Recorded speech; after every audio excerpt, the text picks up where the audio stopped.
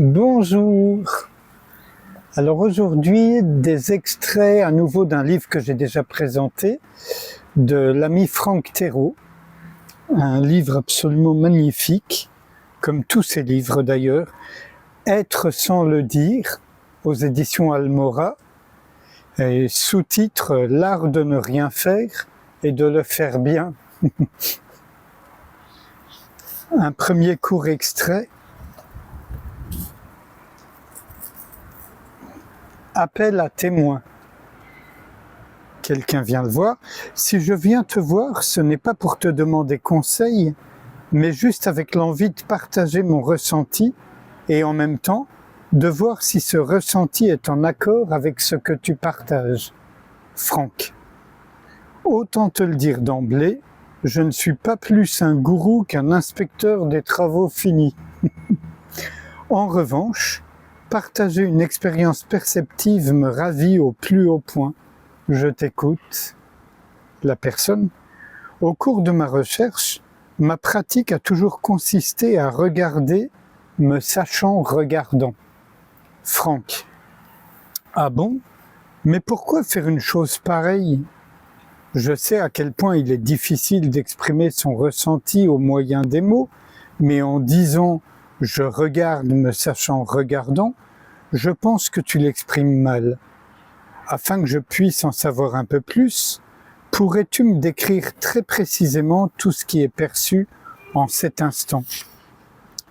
La personne, il y a ce livre qui est tenu entre mes mains, j'en ressens le poids, la texture. Franck, très bien, très bien.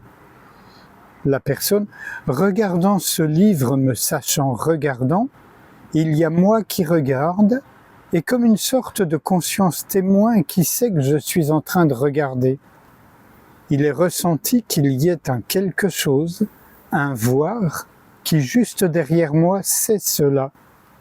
Un voir qui ne regarde pas, mais qui sait qu'en cet instant même, je suis conscient de moi-même en train de regarder. Franck, en disant « je regarde me sachant regardant », il y a un chercheur, un moi qui intervient dans le regard.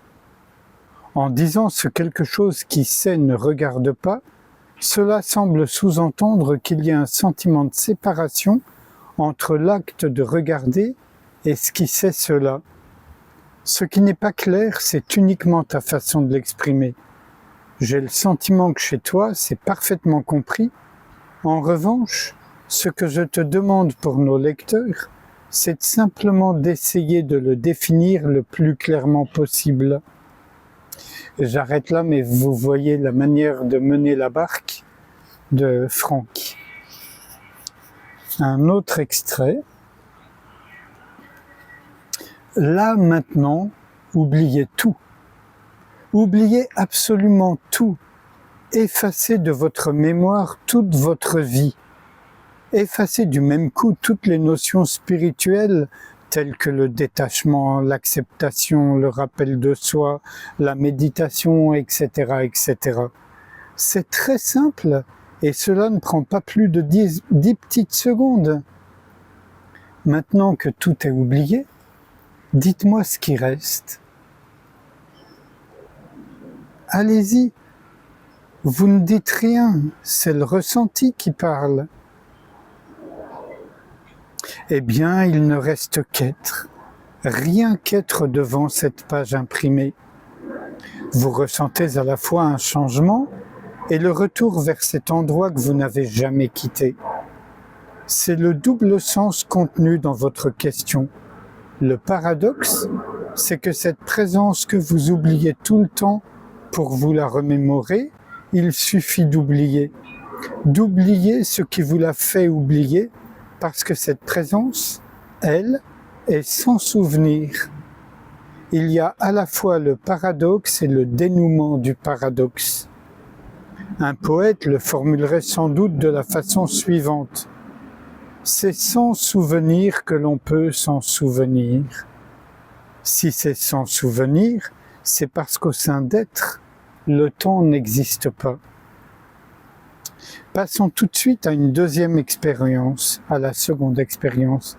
C'est le ressenti qui parle, pas vous. Là maintenant, ne faites rien, ne contrôlez rien, absolument rien. Quand vous ne faites rien, qu'est-ce qui est ressenti? Quand on ne fait rien, il n'y a qu'être, qui lui était déjà là avant que vous ne fassiez rien. Maintenant, essayez d'être là, de méditer, de porter votre attention sur l'être.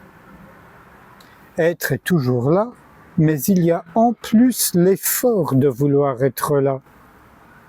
Maintenant, faites l'inverse. Essayez de ne pas être. Est-il possible de ne pas être ici et maintenant? Impossible. Être est toujours là, mais il y a en plus l'effort de ne pas vouloir être là. Que vous méditiez, que vous soyez dans la lune en train de jouer au foot ou de faire la cuisine, c'est là quand même, parce que c'est là tout le temps, tout le temps, tout le temps.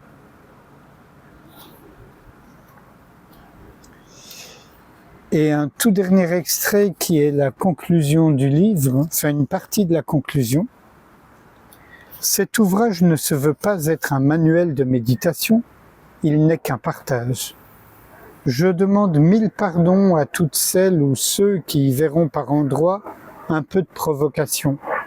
Si c'était le cas, sachez que, mis à part quelques coups de gueule, ceci n'a jamais été mon intention. Il se trouve qu'au cours de ma recherche, j'ai, contrairement à beaucoup d'autres, remis constamment les choses en question, non seulement intellectuellement, mais surtout perceptivement.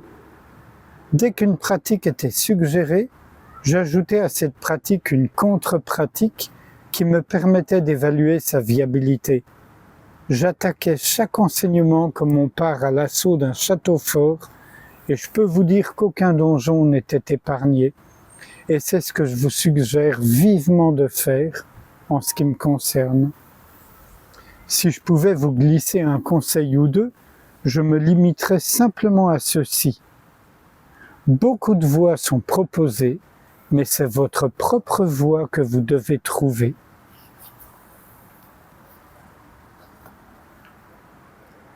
Et sans réfléchir à ce qui vient d'être lu, je vous invite à ne rien faire, juste être, ce qui est toujours déjà là. Ça signifie ne s'impliquer dans rien.